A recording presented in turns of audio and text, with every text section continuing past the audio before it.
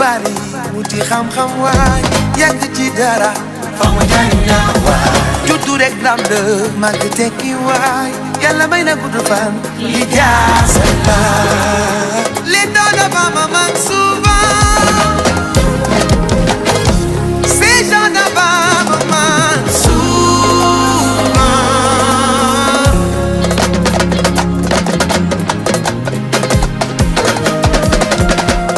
ku ne fa nga yeewoo te baa nga fa loo gis ci baax nga fësal mooy noonu ku ne sa man-man ku ne sa am-am ku ne sa yéene ci jaamu Yàlla les temps d'avant me manquent souvent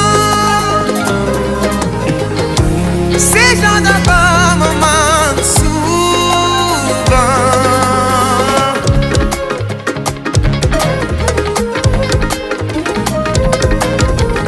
xam-xam du weesu mbindum Alxuraan mag ñu bàkk fi ne kon daaw ñu jaabara pas-pas ak ngëm-ngëm mën na yóbbu nga wërsëg ku nekk ak li nga mën téere bi dafa mësëg les temps d'avant me manquent souvent ces gens d'avant. Voilà, donc alors comme vous voyez nous sommes à l'atelier fii d'habitude li ñu fi def mooy réparation wu appareil chronotachygraphe bi donc appareil la boo xam ni daf ñuy permettre nag ñu xam activité conducteur bi ndax fii au Maroc réglementation marocaine dafa am lu mu imposer muy le conducteur doit respecter les heures de conduite qui sont à 9 heures donc les heures de conduite qui sont de 9 heures donc le conducteur ne doit pas dépasser 9 heures de conduite dans la journée et il a l'obligation de se reposer 12 heures de temps.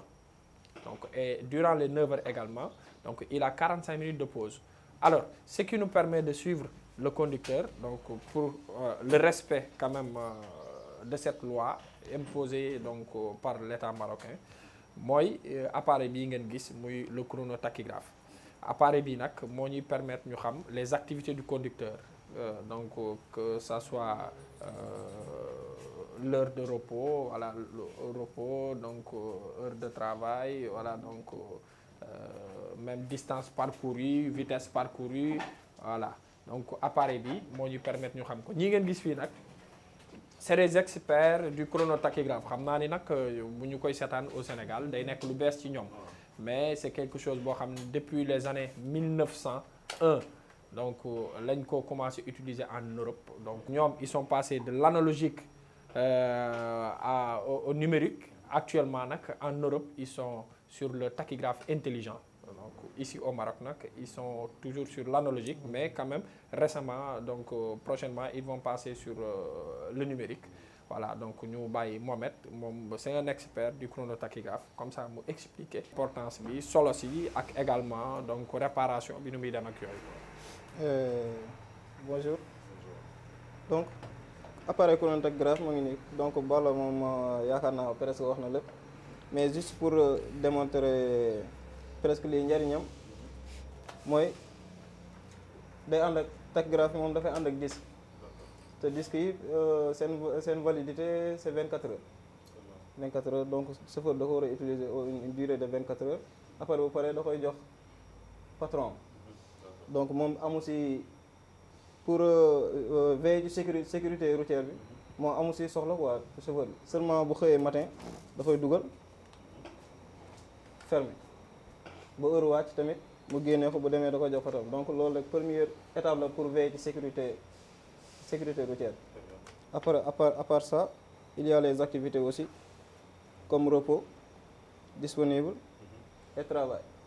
Le conduite parce que chronotachygraphe de base li tax ñu defar ko mooy surveiller chauffeur yi pour ñu mën a def seen repos parce que dañoo seetlu ne accident yi presque yu koy indi yu ci ëpp chauffeur yi duñ noppalu wala ñuy nekk di nelaw ou bien autre chose comme ça donc pour surveiller seen repos moo tax ñu gën a basé wu ci chronotachygraphe parce que à part ça bu fekkee camion bi kese moom day di ngay gis kilométrage distance parcourue tout ça donc lii si lañ si yokk deux activités repos disponible et travail. Mais le conduite, c'est toujours permanent avec le camion. Donc, je pense que c'est ça. Et il y a d'autres types aussi. Ça, c'est le 13-18. Analogique, c'est plus ancien.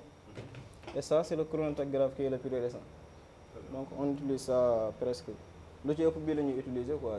boo gisee Parce que dafay moo xaw a gën a niroog moderne. sax rajo oto. Comme rajo. voilà. Ouais, comme rajo quoi.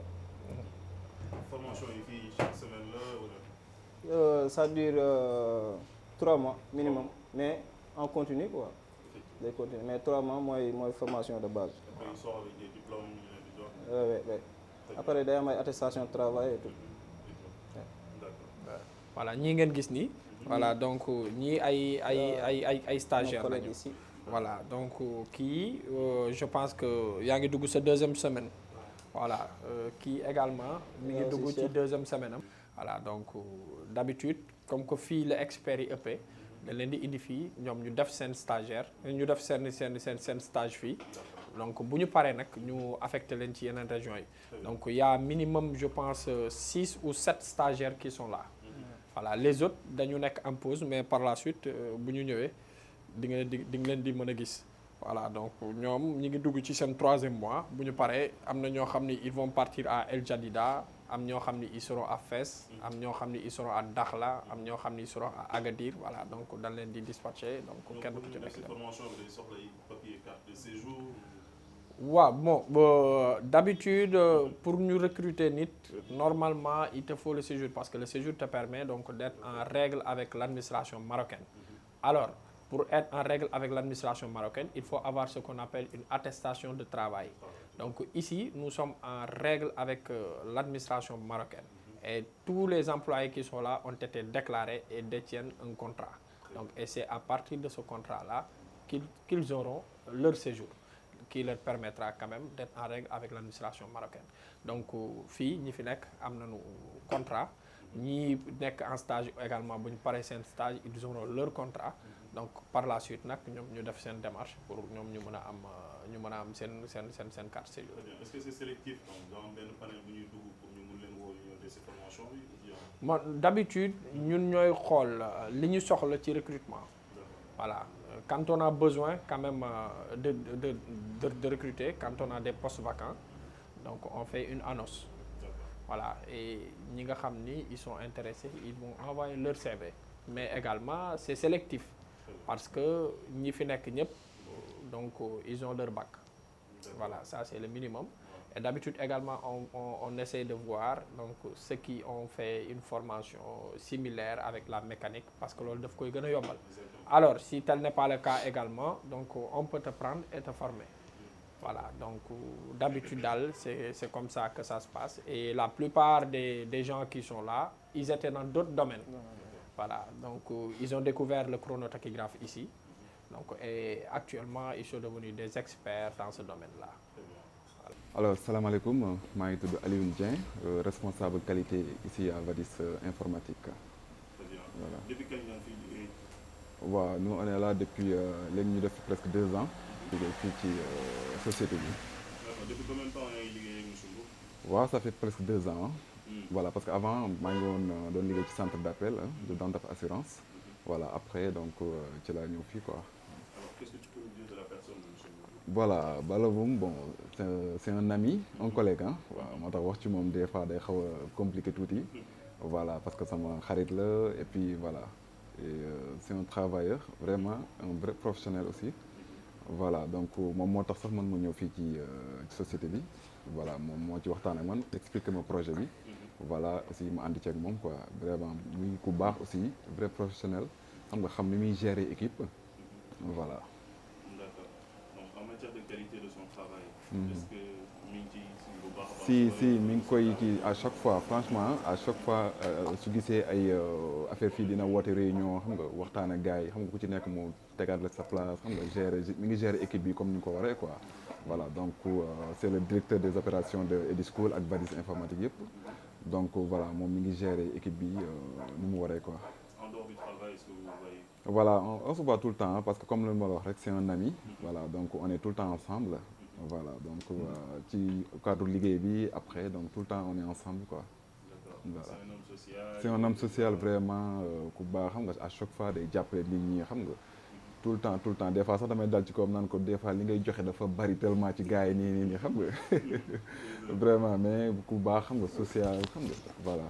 Lan nga ko mën a dénk pour mu gën ko waaw xanaa mu gën a redoubler effort rek xam nga waaw lépp lu mu jàppoon ni mu gën ko xam nga gën ko continuer xam nga nekk ci yoon bi mu nekk nii quoi. D'accord. Depuis combien de temps yaa ngi fii?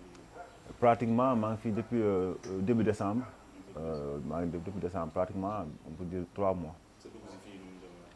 Bon dañ maa contacté par via Ali le responsable de la qualité moom kon parce que moom on a un ami en commun te kooku tamit ñoo jàngoonoo xamante nañ daal.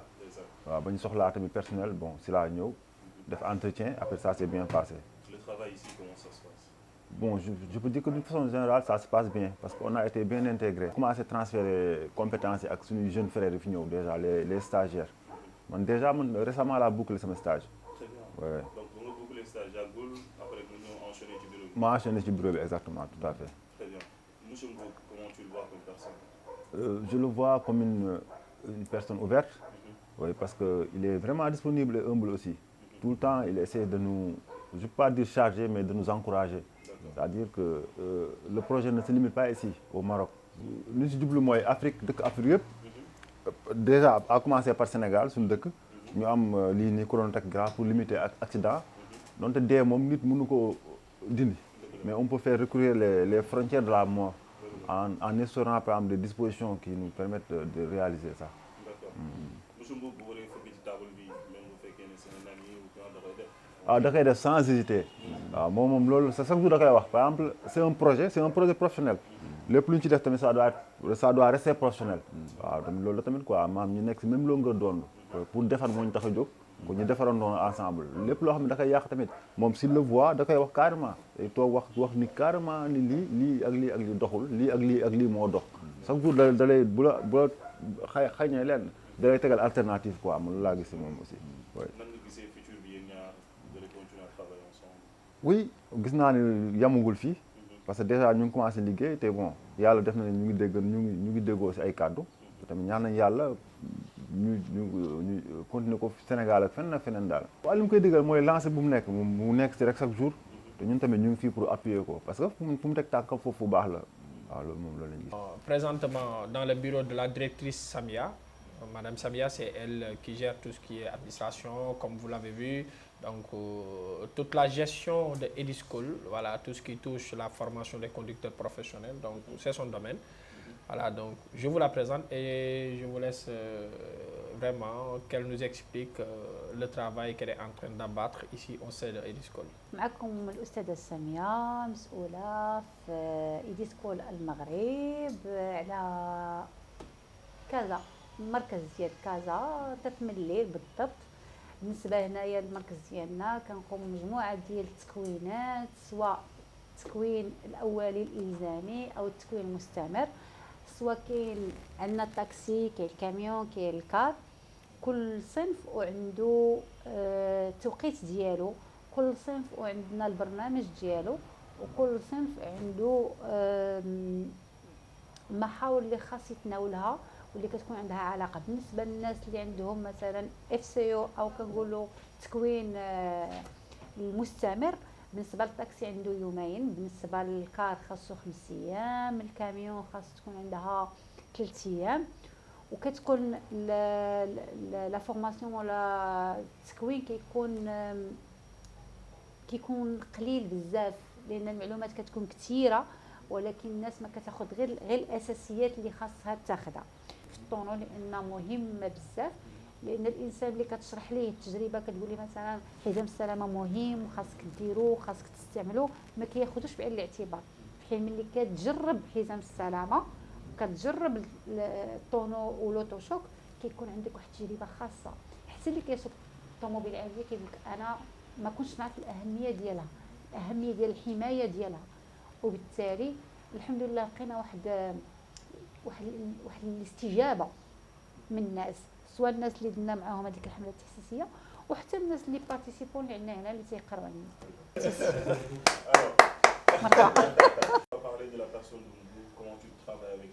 Ah d'accord, voilà. C'était pour moi, c'était très très bien. Et c'est quelqu'un flexible, on dirait marine. On peut travailler avec lui. Quelqu'un de confiance. Quelqu'un qui est très très sérieux. Très bien. et le respect des gens. Moi, j'ai trouvé que c'est comme mon frère.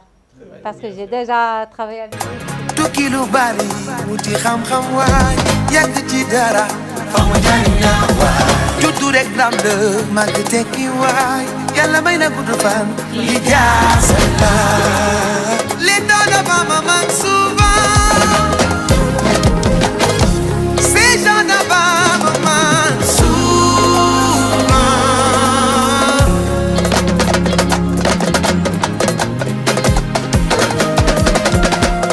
ku ne fa nga yeewoo te ba nga fa loo gis ci baax nga fësal mooy noon ku ne sa man-man ku ne sa am-am ku ne sa yéene ci jaamu Yàlla l'état d'aba ma man souvent ces gens d'aba ma man souvent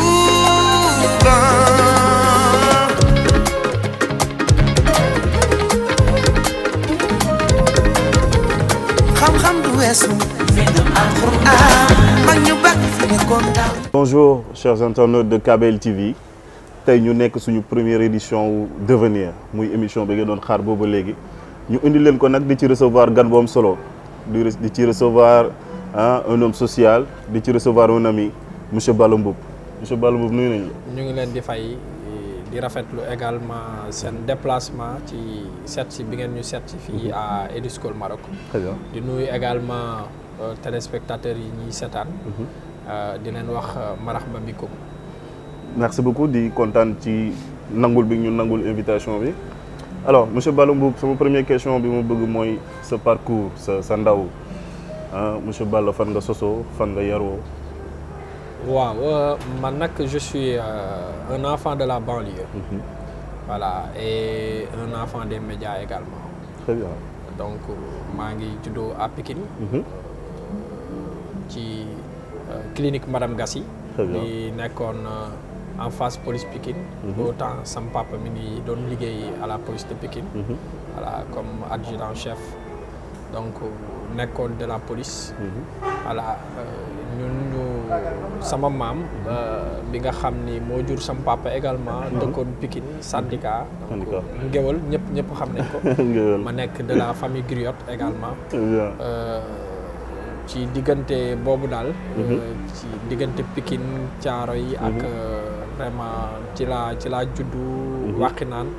ci laa màgg ci laa def sama enfance falaa fowee ba ni ma fa jógee en 2005. ci mbënd bi moo ñu fa jëlee d'ailleurs. Très bien. donc daal di wàlli yaan si Guédiawaye. donc Guédiawaye nag fala fecc ko. dafay lépp voilà donc c'est ça. donc nga jóge Pikine ñëw Guédiawaye mu nekk ñaari base yu ñu ko gën a xam ci wàllum banlieue donc nga nekk booy bu ës. waaw mais pas booy bu ës. bon parce que man bi may gone donc c'est vrai bëri woon naa. dugg ak lijjanti mais nag man damaa mos a yambar.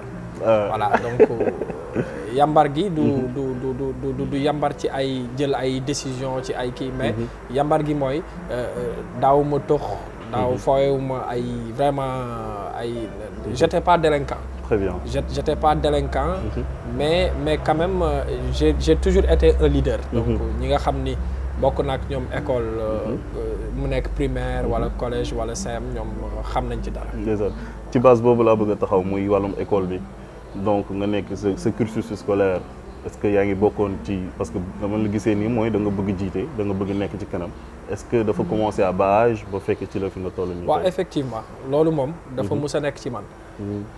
maanaam jiite. parce que man je me disais que il faut que je me démarque.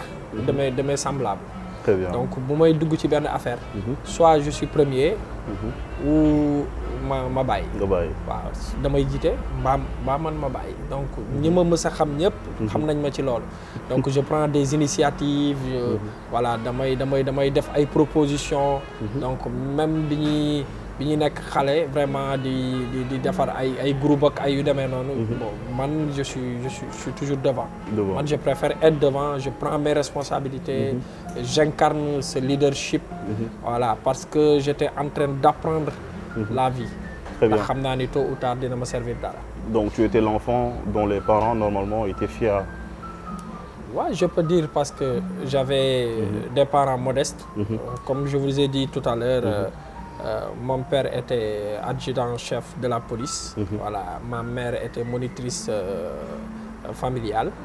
Mais même ba ci leadership boobu mën naa ni dama ko donn ndax sama yaay elle a été une politicienne très connue dans la banlieue de Pikine. Oui. Elle a été la présidente des femmes nationales du Parti démocratique sénégalaise.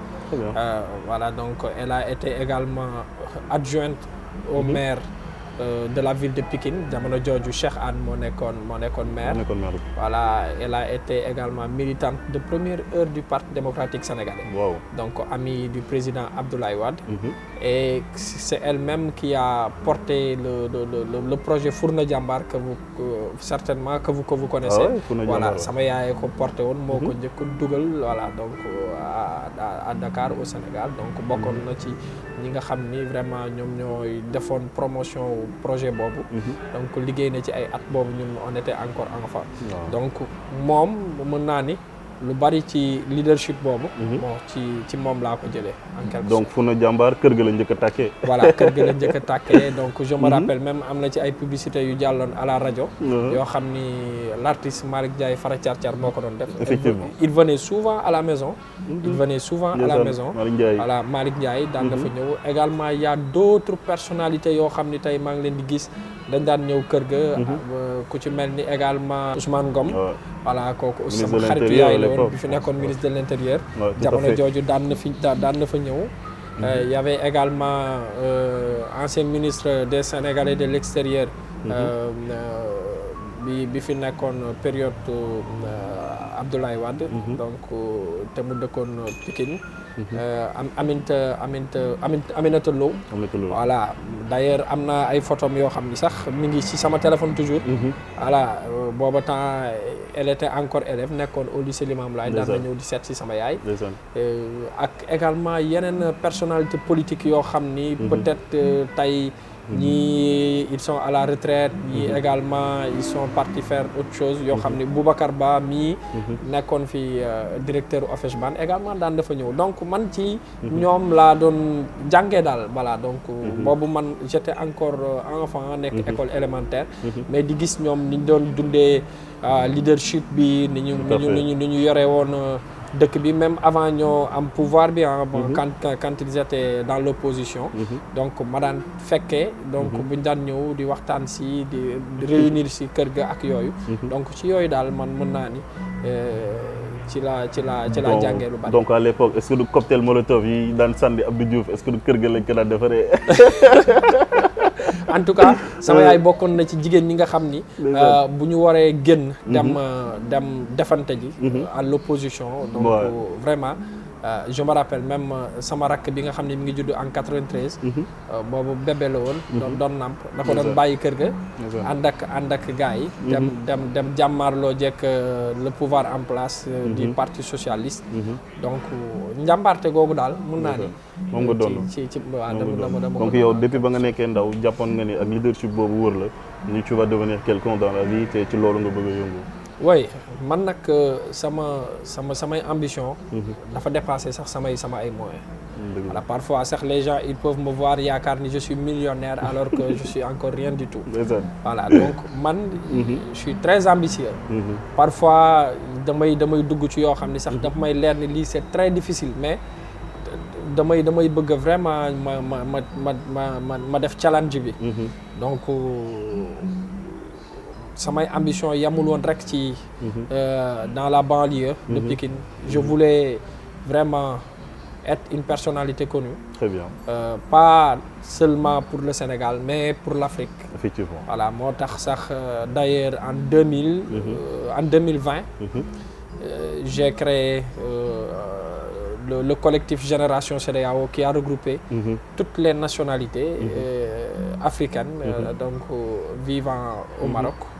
dans le but quand même de soutenir la candidature du Maroc au sein de la CEDEAO. Très bien loolu dinañ ci ñëw donc si souvent déggee wàllum association yi nga basé wu donc depuis lors ba nga nekkee tout tànk ba ngay màgg après ba nga nekkee université da nga dugg ci association commencé créer association nekk président.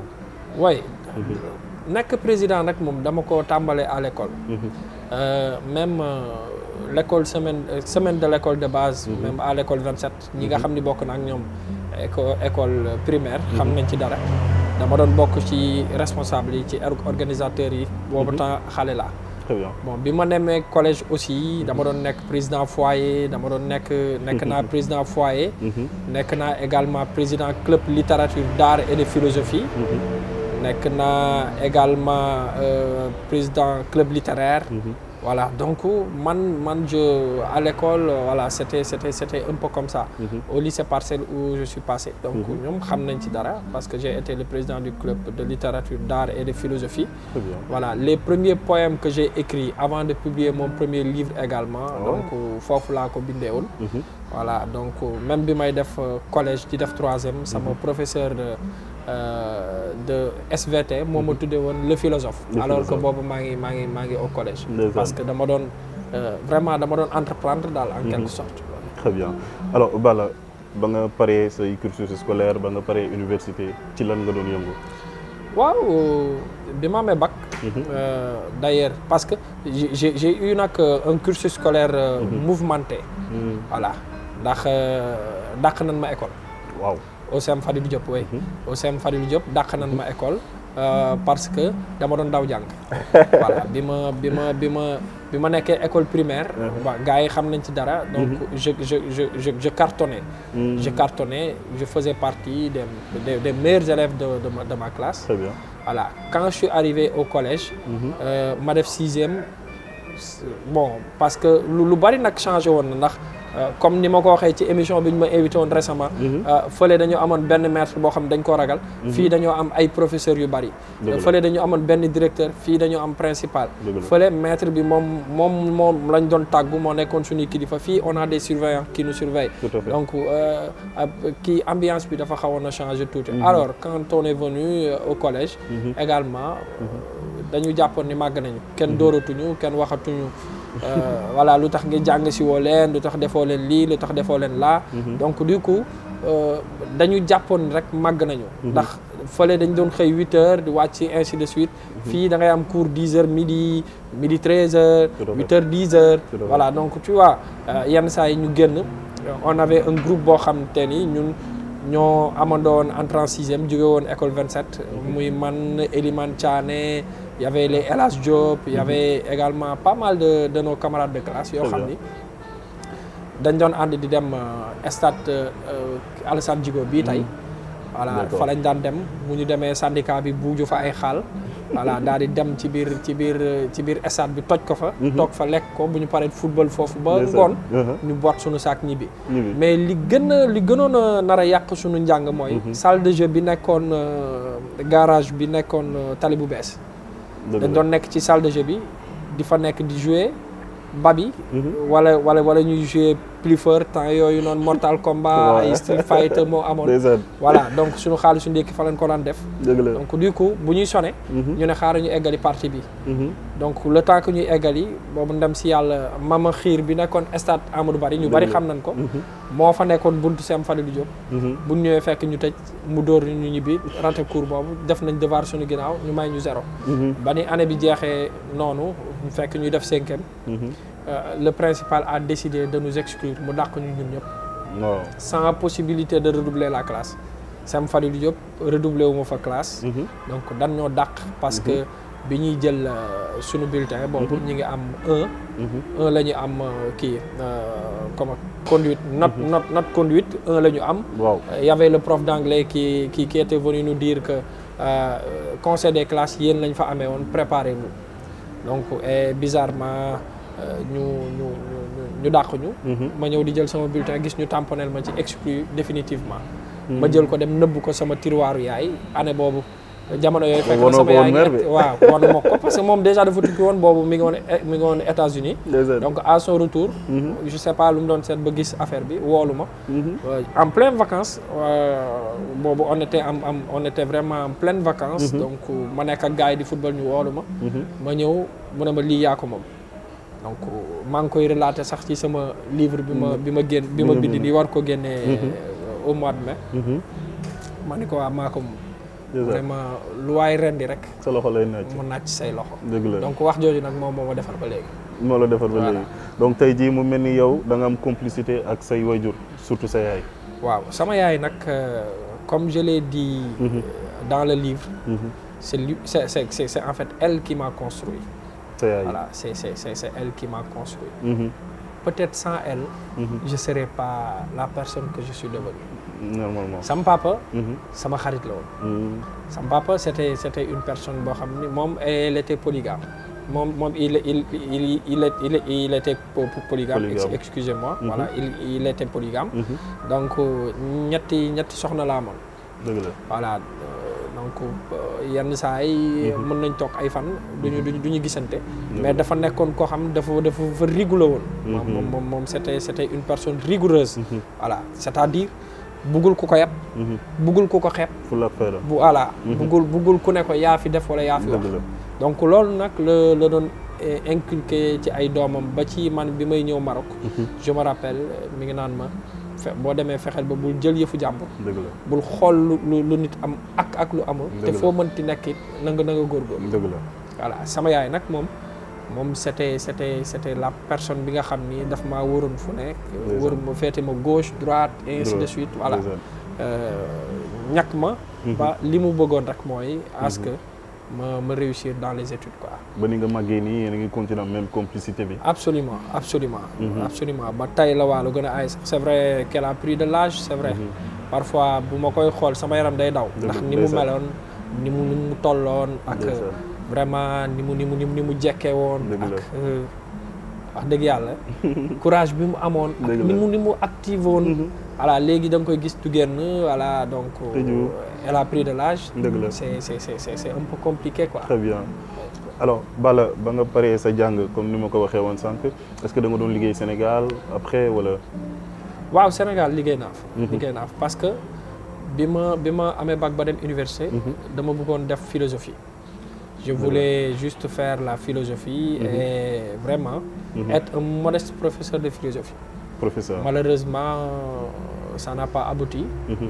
Donc, on m'a conseillé d'aller faire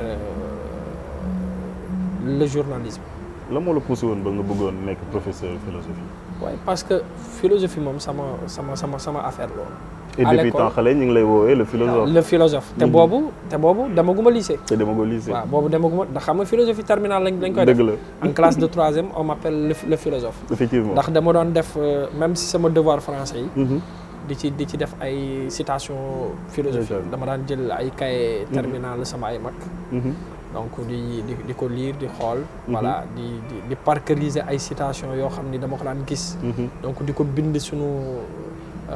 buntu classe yi ñi ma bokkaloon troisième xam nañ ci dara donc parce que dama bëggoon à chaque fois que bu may def discours sax wala may kii may def ay citation comme ça doser gars yi wan leen ni daal voilà donc man je maîtrise certaines choses que vous ne maîtrisez pas. Très bien. Voilà donc du coup bi ma demee au lycée également donc je faisais partie des meilleurs élèves en philosophie. ñi ma nekkaloon au lycée LPA lycée de Parcelles xam nañ ci dara. Très bien. Donc en philosophie musuma am sous moyenne. Donc je pense que la plus petite note que j'ai eue c'était 12. Voilà et même bi may am bac sax di ko reprendre en philosophie je suis sorti avec 16. Et loolu c'était pas donné à n'importe qui. Effectivement. Voilà. Donc sama bagage la woon. Donc en plus bi may nekk élève. maa ngi doon jox ay cours sama yeneen gars yi. Très bien. Voilà dama doon dem même ci yeneen classe terminale L prime yi. di reprendre ay leçons yoo xam ni prof bi def na ko ba pare. donc gars yi di ma tooñee bébé philo. bébé philo. voilà. donc philo da la topp. philo daf ma topp. après bi ma demee nag ba am bac ba commencé def sama formation également. jàngale naa ko en cours du soir. au SEM kii à l'Académie à Limamoulaye. Très bien. def naa ko également fële AJWP. bi nekk Pikine. def naa ko également Zoom Academy. voilà donc dem joxe ay cours ainsi de suite voilà.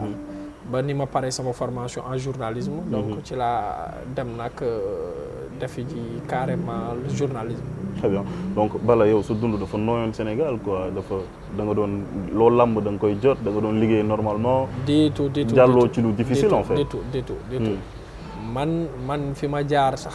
bu ma leen di expliquer lépp sax xajul ci émission. dëgg la voilà man j'ai vécu vraiment des moments très difficiles. ban moo la ci gën a marqué. waaw bokk na ci benn jour boobu j'étais encore journaliste nekkoon na rajo FM Sénégal. FM Sénégal. may dem di liggéey. ñu woo ma ne ma naa jaar école police parce que dafa am cérémonie bu fa xew. dafa am benn promotion bu war a génn.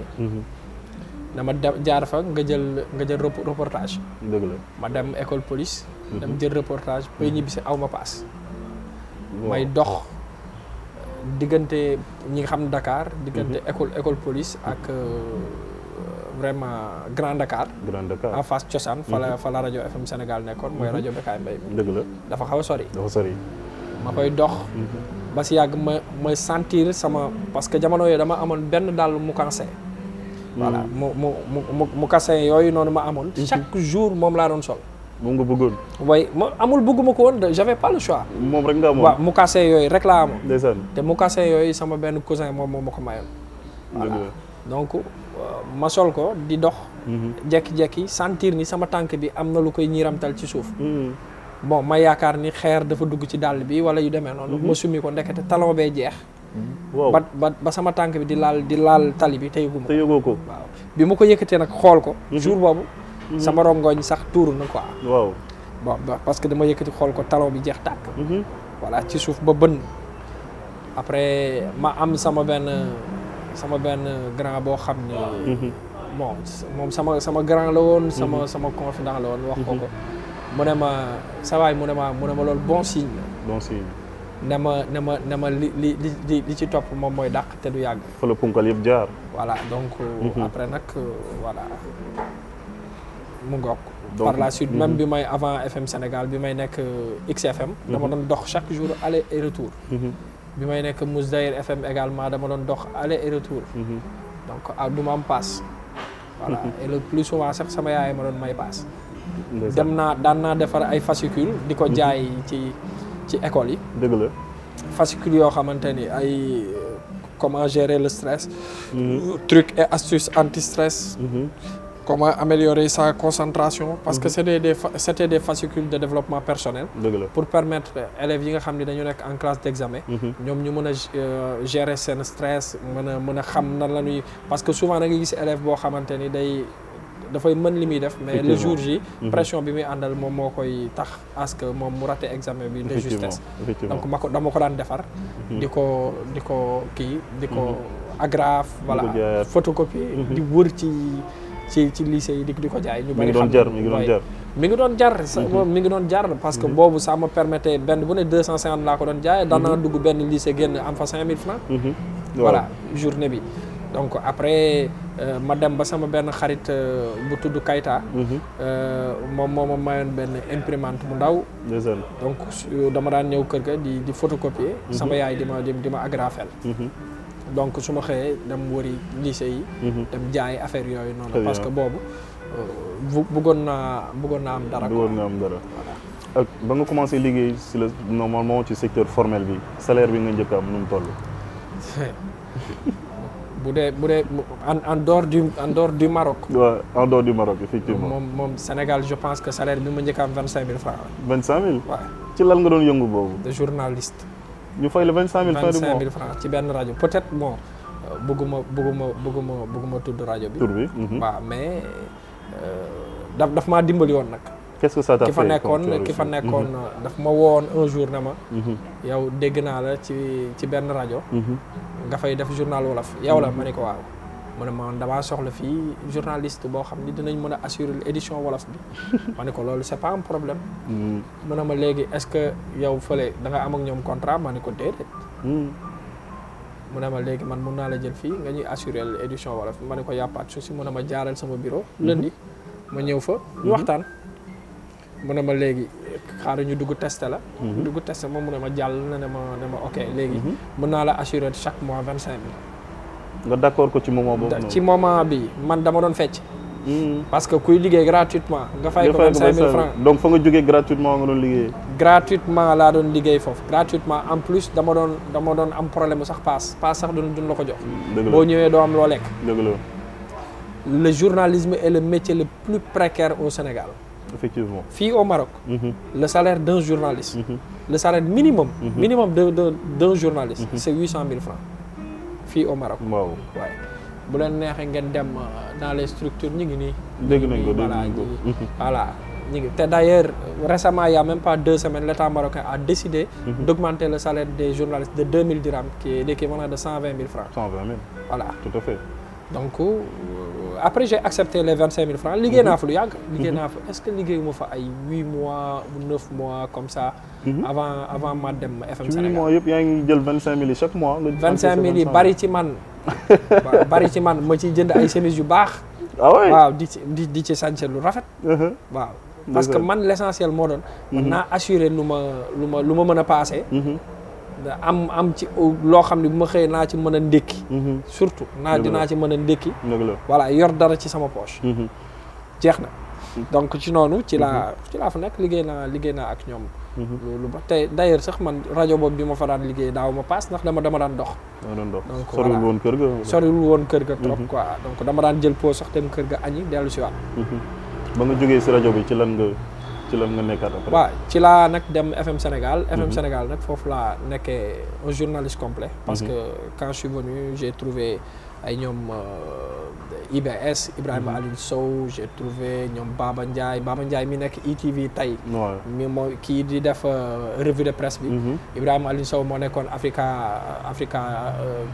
TV voilà donc il y avait également vraiment pas mal Asi Gaye mi nekk TFM léegi RFM dëgg la fa la nekkoon ak yeneen di journalistes yeneen daanaan ñoom Père Roger Mendy fa la leen fekk ñoom Ibou Ndiaye ñoo ko bàyyi falaa leen fekk voilà donc Modou Mbaye mii tey voilà moo nekkoon directeur des programmes voilà falaa leen fekk donc foofu nag ci seen pegg falaa jàngee lu bari ci journalisme voilà ba ni ma décidé nag daal di ne je veux chercher autre chose parce que man je me voyais pas seulement d'être journaliste je voulais journaliste et voilà donc pour man je me suis toujours dit que ni ci sama carrière daal je dois pas me limiter à faire cela voilà c'est-à-dire man je dois chercher autre chose il faut que quand même me passer à un autre niveau voilà et pour passer à un autre niveau quand même il faut faire ce que les autres ne font pas tout à fait et c'est ce qui m'a permis quand même aujourd'hui d'être là où vous m'avez trouvé très bien donc ba nga jógee ci loolu nga ne dama war a gis leneen ci nga ñëw Maroc ou bien dafa am leneen lu jiitu loolu bi may ñëw Maroc fii déjà c'était pas un projet que j'ai préparé sur des mois wala sur des années benn bés laa génn toog fekk boobu jour boobu maa def journal ba pare à FM Sénégal génn ci biti toog nag daan ni mais man sama àdduna donc ci lii laa ko war a yemale quoi waaw juste ñëw voilà ci rajo bi def journal vraiment non tu veux pas ça non man je mérite plus que ça honnêtement très honnêtement yàlla mi ma tiim xam ne di c'est comme ça que ça s'est passé toog nii rek toog nii ci banc man weesu naa fii ci banc traversal bi nekkoon ci suuf ci rajo bi ci suuf ma ni man li ma am ci potentiel li ma am ci ambition weesu na di weesu na toog nekk journaliste et j'ai décidé d'arrêter comme ça bon bi may décidé d'arrêter également je savais que je pouvais pas travailler dans d'autres organes au Sénégal parce que dem naa ba xam réalité bi nekk ci journalisme au Sénégal ak journaliste Sénégal ni ñuy dundee metti na ndax dañ doon dem ba par la suite man ak sama benn xarit boo xam ne mi ngi fii d'ailleurs di wër ci colloque yi ci point de presse yi ci voilà pour am ay per diem 5000 francs waaw benn bés dem nañ toog fa ak benn paa boo xam ni costume bi mu sol rek moom mën nga cee reddi bay costume bi ci boppam paa bi di waxtaan ak ñun nañu moom def na 25 ans de carrière ci journalisme bi ñu toogandoog moom muy xaar 5000 francs 25 ans de 25 ans 25 ans moom mu toog di xaar moom mu toog di xaar 5000 bu ñu ko mën a jox foofu per diem bu ñu ko mën a jox foofu ma ni man ma vie ne va pas se limiter à ça foofu la déclic bi ñëwee bon loolu bokk na ci benn bokk na ci waaw par la suite nag ma ni je vais partir ailleurs boobu fekk na nag France bëggatuma ko ndax mës naa fa dem déposer visa voilà demande de visa bi ma amee bac pour prescription voilà il m'a rejeté je me suis dit que mu nekk France wala Guinée-Bissau wala Guinée-Conakry wala man je m'en fous l'essentiel mooy fu ma dem fu nekk dinaa fa liggéey te dinañ ma fay dëgg la ci laa décidé ñëw nag fii au Maroc bi may ñëw Maroc ma woo sama benn cousin boo xam ne fii la nekkoon fi la jàngee bu tudd Thierno Birahim Gningue moom mi ngi en France actuellement mu wax ma un peu fii nu muy demee te li gën a garaaw mooy bi may ñëw Maroc aw ma paas waaw dama woo sama yaay waxtaan ak moom ne ko nag dama bëgg a dem Maroc waaye yor ma dara maa ngi nii donc moom mu ne ma d'accord daan ne ma moom dina xool moom li mu am voilà ma wax ko également sama mag bu jigéen bu tudd Issa Sène Mboup voilà donc moom également mu ne ma dinaa ci def dara voilà ak sama beneen frère bu tudd Sadikh Mboup voilà moom aussi je le remercie de passage sama mag la ñoo bokk benn papa voilà mu ne ma moom aussi dinaa ci def dara sama ndijaay nag sama rakku yaay moo ma woo ma ñëw bureau ma expliqué ko lépp sur le champ je me rappelle jour boobu sur le champ la ne man nañ dem nga wan ma fii ñu jaayee billet ñu ànd mu dem jënd billet Amadou Gningue la tudd moo jënd billet bi jox ma ko jël li desoon ci xaalis bi téye ma ne ma def ko argent de poche waaw ma jël xaalis boobu am ci ay quelques yére yu ma ay bagages yu ma jënd parce que dama koy soxla fii xaalis ba jeex léegi ma war a ñëw yor ma juróomi dërëm ba jour bi may déparé Dakar di ñëw Casablanca sama yaay ma gunge ba ci bunt bi génne 25 000 francs jox ma ba ci bunt bi voilà moo ma gunge ba ci bunt bi tuural ma ndox ba ci bunt bi c'était entre 13h 14h comme ça génne 25 000 francs jox ma 25 000 francs yooyu jur lii tey moo jur li nga nekk tey 25 000 yooyu noonu moom nga indaale Maroc waaw 25 000 yooyu moom laa indaale Maroc bi ma ñëwee également samay début fii nag moom c'était autre chose parce que toog naa fi 2 jours yoo xam ne lekk jaarul sama biir 2 jours yoo xam ne lekkuma parce que ñëw naa fi ak loolu ma yoroon 25 000 du dara c'est l'équivalent de 450 dirhams kii dóor ma fii voilà affaire bi jeex na nga gisee loolu habitude boobu am Maroc ku ñëw ne man mës nañ ma dóor ku ñëw ne man mës nañ ma def lii parce que ñi nekk fii au Maroc dañoo bëgg di dundee loo xam ni seen am matewu ko dëgg la donc le plus souvent moo leen di pousser à ce que ñoom ñuy dóor fii de gauche à droite pour vraiment génn ci yenn situation yu nekk Maroc c'est très dur c'est très dur ku la ci may 1 dirham sante ko yàlla très bien ba nga ñëwee Maroc ban liggéey nga doon def fii centre d'appel laa njëkk liggéey comme tout le monde d'ailleurs waaye bi ma ñëwee 3 jours laa fi def commencé RPSM falaa mos a liggéey centre d'appel falaa mujjee liggéey centre d'appel RPSM laa nekkoon vraiment affaire yi compliqué j'avais une pression énorme je pense je l'ai même relaté dans le livre donc j'avais une pression énorme ndax xaalis bi ma yoroon jeex na yoratuma dara ki ma doon defar formation teg nañu pression wàññi na ñi fa nekkoon ñëpp Sénégalais yi fa nekkoon yëpp ba mu des man donc c'était pas évident alors donc il fallait soit comme on le dit résister ou mourir. Mais nag man j'avais décidé de rester parce que j'avais pas de choix. Très bien. Voilà donc noonu par la suite sax ci laa woo sama grande sœur bi nekkoon Italie. maa topp ci moom. mu yónnee ma xaalis. ma dem yóbbu ko ci mère Tanti Diouf. voilà moom je le dis tout le temps kooku moom ku jara seeti la. parce que lu ne teraanga ju ne def na ko ci dëkk bi. voilà dem seeti ko expliquer ko sama cas ne ko nag vraiment dama fi ñëw. ñu def ma lii ñu def ma lee. voilà donc léegi lii dañ ma koy yónnee dama bëgg jox la ko nga ma koy jox lekk ba mu jeex mu dama téyel sa xaalis te ngay ñëw di lekk si. heure boo amee fay ma. mu defal la loolu. voilà mu defal ma loolu depuis lors rek on a tissé d'excellentes relations. yéen a ngi déggante ba léegi. waaye ñi ngi déggante maa ngi déggante ak moom ak ay doomam. voilà donc Mariama par exemple ak Ami ñoom ñëpp dañuy déggante quoi vraiment nit ku yàlla baaxal la. très bien léegi ba nga jógee ci centre d'appel bi nga ne leneen laa war a defaat en fait. oui bi ma duggee ci centre d'appel bi. parce que boobu damay soog a ñëw Maroc. kenn xamuma. kenn xamul lu ma mën ak lu ma mënul. te il fallait ma assurer sama dund fii. sinon kenn du ko def à ma place. effectivement voilà ma dem centre d'appel ba. démarré fa di liggéey. waaye nag taxut ma c'est-à-dire damaa teg sama taat rek waaye toogoo. waaw dëgg la. donc je faisais colloque bu am. séminaire bu am. kenn du ma invité. man damay demal sama bopp. parce que li ma bëggoon mooy dem gis ñi fa ne. xamanteeg ñoom xam ci li ñuy yëngu. ma wax leen man ci li may yëngu man. voilà ci laa dem d'ailleurs ci laa am ak sax waa centre d'appel ba problème. parce que par la suite ku ne di wax waaw kii dafa def lii kii dafa def laa waaw kii fonkul liggéey bi kii du ñàkk fonk liggéey bi ndax li ma waroon ak ñoom maa ngi koy def. waaye nit ku ñuul. dafa bëgg. yow tout le temps yow ngay nekk fii ci suuf. bañ a yéeg voilà nit di bañ a yéeg.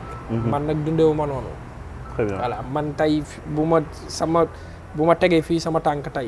maa ngi xool fan laa ko war a mën a teg suba. su ma yeewoo. dëgg la voilà donc man je reste pas sur place.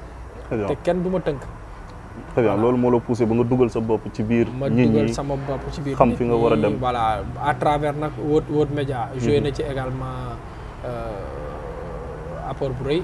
voilà Soumaré d'ailleurs moo nekkoon ak ci période boobu directeur World Media. World Media mooy télé bi fi nekkoon ak rajo bi voilà moom World Media moom toj na Maroc. voilà. on faisait le tour du Maroc. dañ daan dem Tanger Agadir fu ne. très bien di ñaan Kabel TV toll ni ñoom en fait. toll ni World Media pourquoi pas. pourquoi pas voilà donc ci laa xamanteeg autorités yu bari. ci laa xamanteeg autorités marocaines et sénégalaises voilà yu bari donc après ñu commencé ma impliqué. voilà ba ci ni ma créé le cabinet KO Consulting. cabinet d'accueil d'assistance et d'orientation. ñu abal ma ay locaux yu nekkoon fii à Marif. Zerkotuni. ma àndoon ceeg sama benn rakk sama xarit. Thierno. Niass. voilà kooku également dinaa fexe sax ngeen xam ko parce que kooku moom c'est une tête. très bien. voilà c'est une tête donc si lañ ko créé. après je suis parti voir l'ambassadeur bi fi nekkoon. pour lui proposer benn projet bu ma bindoon boo xam ni c'était pour l'éducation. voilà donc présenté ko. ñu waxtaan ci vraiment mu rafetlu ko ak yu demee noonu. ba daal ni ma amee problème ak waa RPSM. ñu sonal ma fa lool nag. dëgg la vraiment ma sonn fa lool. dund fa lu nekk. man leen xam nga lan la am yàllaay buur. ñàkk yàllaay buur. voilà donc daal di leen ni man daal damay dem newoon naa leen bis may dem nag naa leen ko wax 3 mois avant. dëgg la waaw mais sachez que. dinaa dem d'ici 3 mois. dëgg la te ba may dem aussi xaw ma fan laa jëm. da nga génn rek dem. waaw mais comme ni yàlla di def. bi may préparer pour dem. préparer sama démission pour dem. ci la ma nag Ediscol Maroc contacté. donc ñoom d'ailleurs fay dañ ma 3 mois yoo xam ni maa ngi liggéeyal ñële. Ediscol waaw ci Ediscol boobu la ñuy ñëw tey moo def Balla Mbuub tey li mu doon Maroc. waaw moo def Balla Mbuub ci li muy yëngu ci wàllum pàcc bu ne. alors lan nga nekk Ediscol. je suis le directeur des opérations. à Ediscol je suis le directeur des opérations comme vous l'avez vu.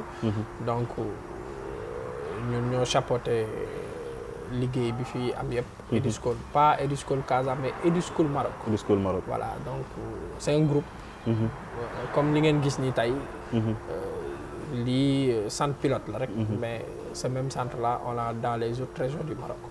Très bien. Voilà donc Eduschool nag ñoom. ils m'ont connu à travers un Sénégalais du nom de Babacar. Babacar. Voilà donc le PDG m'a invité un jour à prendre un café. Un café. Je suis venu boobu fee lan toog. ci même café gi ñu nekk nii. même café bii ñu nekk nii. fii mooy Palais Atlas. voilà donc fii la ñu toog. parce que seen famille ko moom. Très bien. voilà donc mu invité ma fi ñu toog fële. waxtaan. mu wax ma également li mu dégg ci ambition yi ma am. ma wax ko également man aussi ci li ma yëngu. ñu trouver un consensus.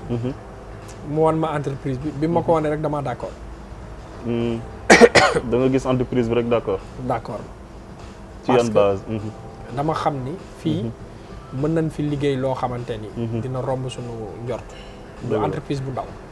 Eduschool. fi ma jóge woon di ñëw fii. entreprise bi mat na ko 10. voilà wala sax lu ko ëpp. ci centre d'appel bi. ci centre d'appel bi. ñoom lañ doon def ci chiffre d'affaires. wala centre d'appel bi nan toll ba ñoom ñu doon balbal. fii mat na ko 10. nga gis ci sa bopp. waaw nga gis sam bopp. ñu jox ma fi ndombay tànk boo xam ne ñee joxuñu ma ko. tu es quelqu'un ici. voilà ma toog. nga toog. voilà. Très bien nan ngay liggéey ak Eduschool lan mooy projet bi nga xam ne Balla moom la tenir biir Eduschool. waaw aujourd'hui Eduschool est le leader sur la sécurité routière au Maroc. Eduschool c'est une entreprise reconnue et qui travaille en parfaite collaboration avec l'État marocain. L'État marocain. Alors, ils n'ont plus rien à prouver au Maroc. Ils ont déjà tout fait depuis leur existence. L'entreprise ne cesse d'émouvoir de par la qualité de la formation, de par l'apport positif qu'ils ont pour l'État marocain, mais également et surtout vraiment tout ce qui touche logistique bi nga xam ni moom la ñu am. ak également vraiment donc investissement lourd bi nga xam ni. le PDG def na ko. ci Eduschool. Alors donc mon objectif et mes ambitions aujourd'hui est de sortir Eduschool du Maroc pour le vendre à l'Afrique. À l'Afrique. Oui. Pas seulement au Sénégal, mais à l'Afrique. Non, pas seulement au Sénégal. J'ai plus de contacts en Guinée. Hier même, il y avait le président du patronat des transports camerounais qui était venu. Ah ouais? On a mangé ensemble ici. Voilà. Récemment, il y avait également le directeur des transports routiers qui était venu. Il y avait également pas mal de personnalités africaines. D'accord. Voilà, qui viennent voir ce que nous faisons pour le Maroc, pour le dupliquer dans leur pays.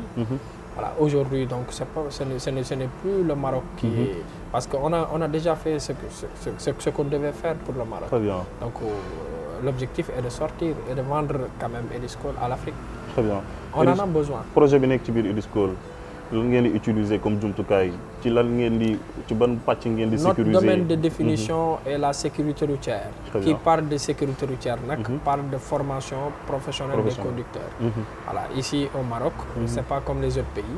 Le Maroc est un pays très organisé, comme vous l'avez vu. Donc, et la réglementation marocaine interdit aux conducteurs, voilà, de conduire sans carte professionnelle. Sans carte professionnelle. Voilà. Donc ici, tu peux pas te réveiller un bon jour et te dire voilà, je suis conducteur. C'est pas comme les autres pays, comme le Sénégal où Donc yamul ci permis kese. n'importe qui voilà peut se dire voilà, je suis transporteur. Non.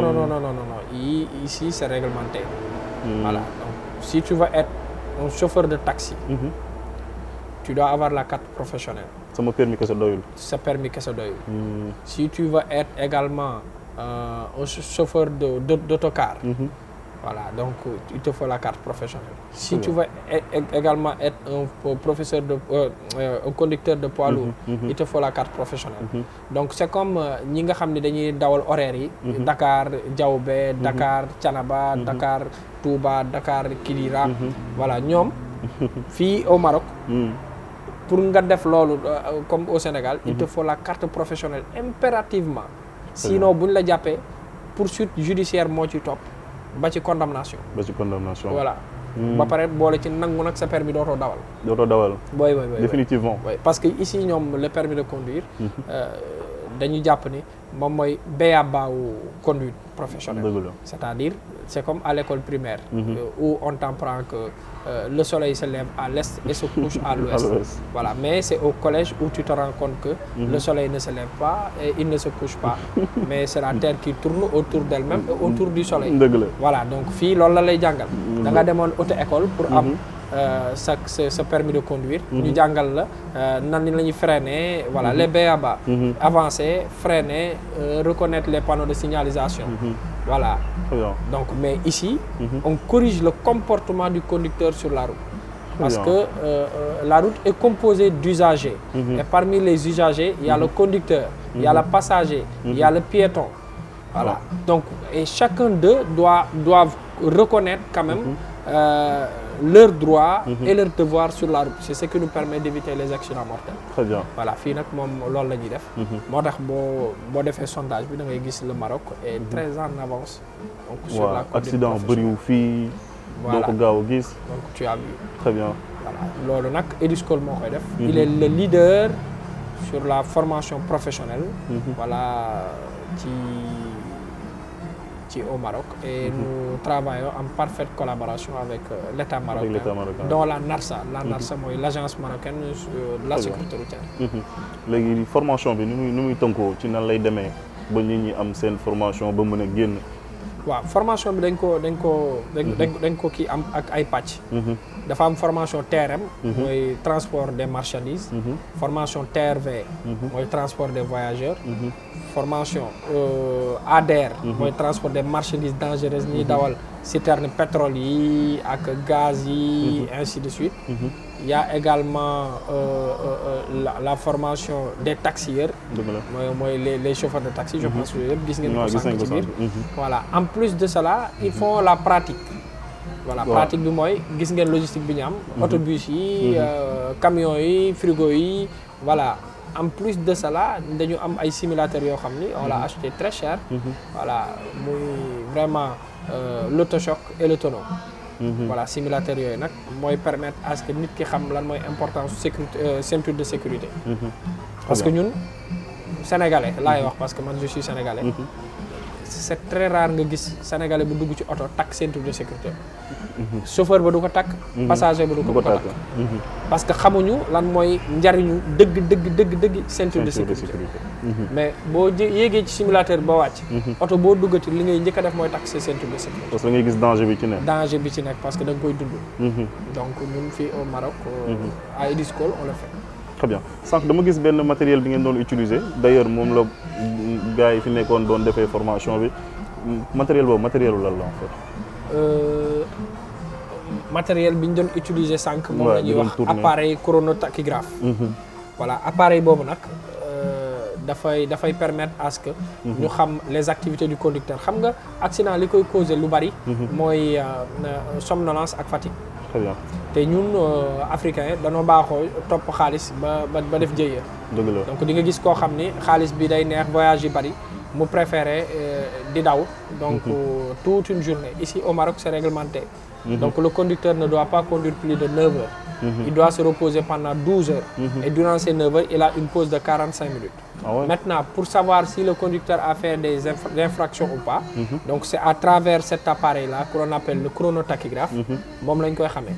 appareil boobu nag dafa am benn disque bu ci nekk. bu la inspecteur routier bi arrêté disque boobu lay jël. donc daal di koy def ci tablette bi mu yor. tablette boobu nag. moo lay génn dafa am logiciel bi ci nekk bu ñuy wax Tacoscan. logiciel boobu. Ediscol Maroc. moo ko proposé état marocain. mu nangu ko. et bi ñuy former les inspecteurs routiers. également ci logiciel boobu man personnellement maa leen formé. tout à l'heure directrice Samia wax na leen ko on a voyagé partout au Maroc. pour aller former les inspecteurs routiers. voilà sur ce logiciel là qu'on appelle le Tacoscan. voilà loolu yëpp da leen di wan rek que ni. ñun les Sénégalais au Maroc nous sommes bien intégrés. parce que aussi c'est pas donné à n'importe qui d'être étranger dans un pays et quand même ñu mën la dénk lu mel noonu. te da nga ko doon dégg ñu koy wax ne fii boo fi ñëwee centre d'appel la ko fi am amul beneen liggéey. du centre d'appel rek rek. donc peut-être ñun sénégalais yi fi nekk. bu ñëwee dañuy yam ci diggante Chor ba Sidi Maaruf ak marché sénégalais. Effectivement. alors que demeewul noonu. voilà man mii di wax ak yow liggéey naa centre d'appel. mais terewul liggéey naa également sama métier muy journalisme. terewul bi ma waree ñëw ci sécurité routière également xaw ma ci dara mu nekk un domaine nouveau pour moi. Le PDG en personne a payé ma formation. oui il a payé ma formation en même temps di ma fay salaire. ba ñu formé ma ba pare. ci biñ lay fayal formation bi ci la doon fay salaire mu may fay salaire. effectivement. te bu ma la waxee également sama diplôme en audit interne des entreprises fii laa ko amee. da nga naan ma noonu ci même entreprise bi. moo fay formation bi. mais le même directeur. le même directeur. voilà donc juste pour vous dire que ni. il y a tellement d'opportunités au Maroc. Récemment j'en parlais avec la présidente de l'association des entreprises. Très bien. waaw pour lui dire que ni man li ma bëgg mooy. ñu signer un partenariat. ma dem génne booy yi nekk ci centre d'appel yi nga xam ni. ñii ñi ngi ak seen i licence ñii ñi ngi ak seen i master ñii ñi ngi voilà. ñu mën a liggéey ci seen ay domaines. tout à fait. elle m'a promis que ni. dina ci dox dina ci wax ba loolu am.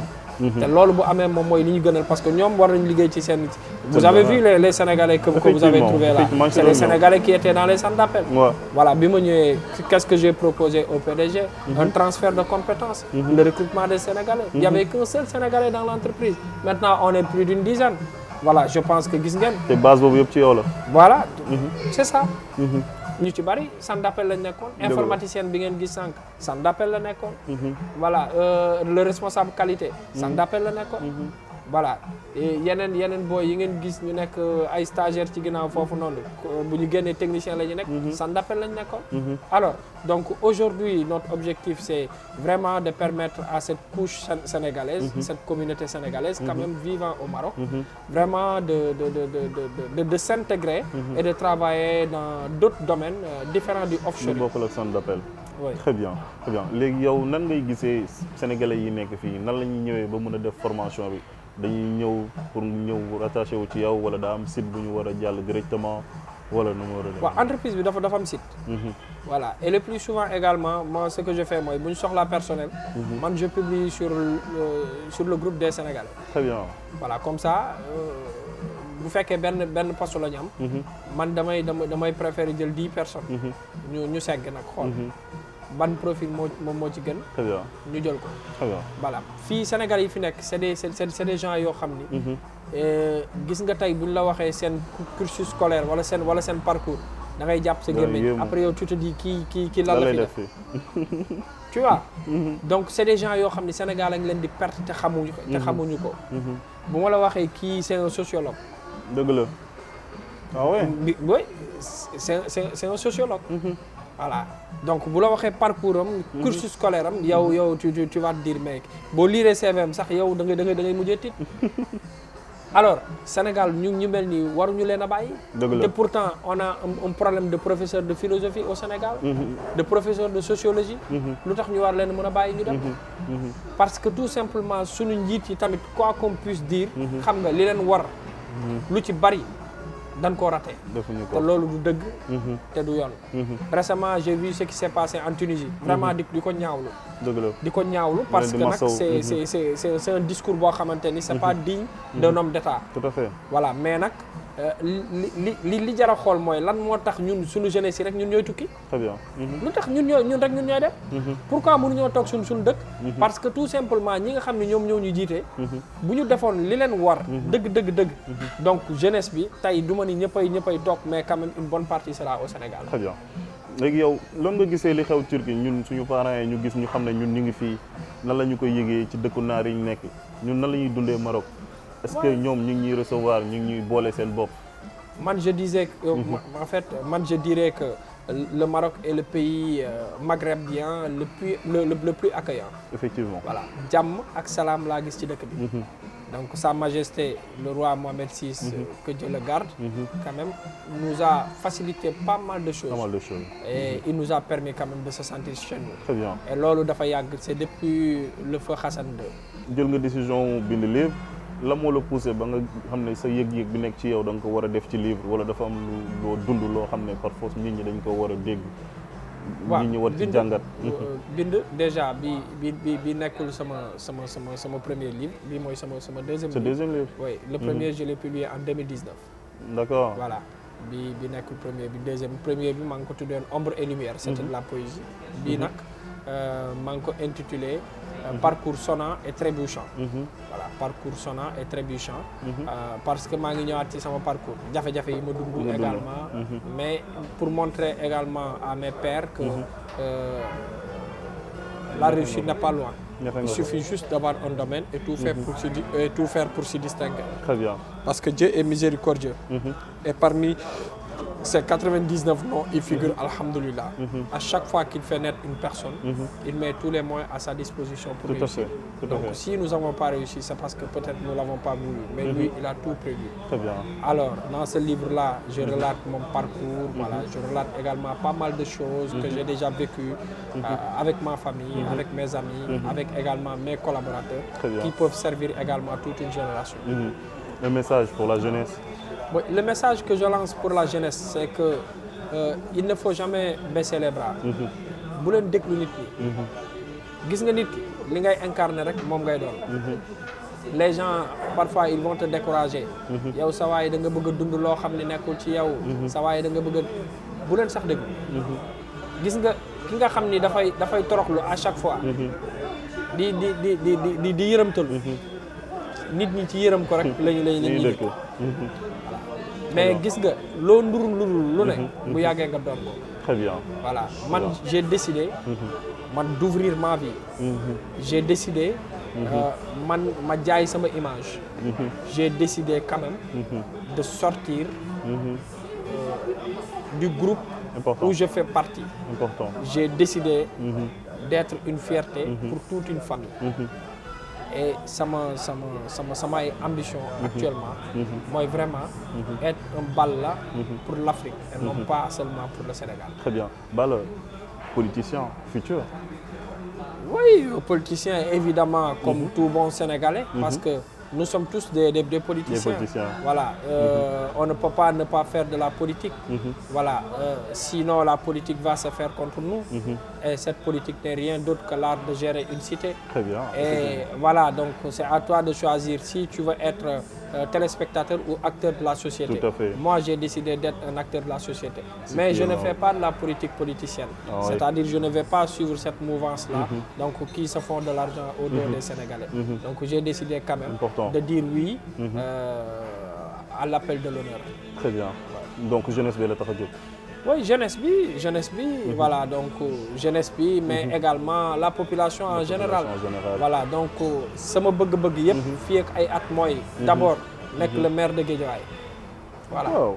C'est d'être je l'ai dit en 2019 quand je faisais ma cérémonie de dédicace à la salle des fêtes. Voilà. sama bëgg-bëgg bu yaboo ñu xaar ma. Bu dee ñoom dañ maa nar a jógal ci mystiquement aussi bu yeboo ngeen préparé. Mais gis nañ ni ku prononcé wu rek après da ngay dugg ci ay problème. dañ lay commencé. Est-ce que tiitoo ci loolu? Non tiituma ci loolu. Parce que jamono ji ñu toll nii. Balaa gars yi laa dóor. da ngay jug dóor leen ba pare toog. Dëgg la. Voilà, donc préparez-vous parce que xam naa ni ñi fa nekk. Donc ils vont xam nañ ma sax. Parce que ci seen pegg la yaroo. maa ngi ñëw. Et je vais être le maire de Guédiawaye. kon xaar leen ko dina nekk le maire de Guédiawaye et on lui souhaite vraiment donc mu nekkoon émission wu devenir ñu recevoir monsieur Balla en tout cas kontaan ci recevoir la.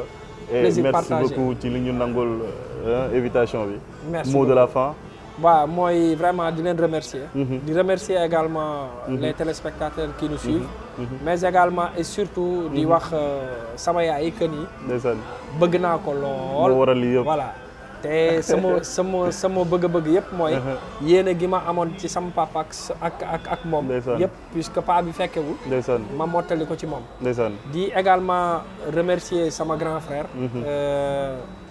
Ousmane Boub dëgg la voilà donc moom moo ma yar nag moom moo daan dóor moo daan jubbanti moo daan voilà donc bëggoon rek ma baax donc di ko remercier di remercier également sama gars yi nga xam ni c'est mes amis c'est mes frères Mamadou Boli Diarra Mohamed Diarra voilà donc ñi nga xam ni ñoom laa dëkkal nii présentement c'est des gens yoo xam ni vraiment ils sont hors pair di remercier également mes collègues voilà à savoir Amadou Tidiane vraiment c'est quelqu'un qui m'inspire c'est quelqu'un qui m'inspire honnêtement voilà il m'inspire de même que Ali également vraiment c'est un gars c'est déjà un gars hors pair voilà, donc avec qui vraiment à qui je peux confier tous mes secrets sans pour autant que nga tiit sax voilà parce que nit la ko humble quoi mais également di beral nuyoo sama mes deux meilleurs amis à savoir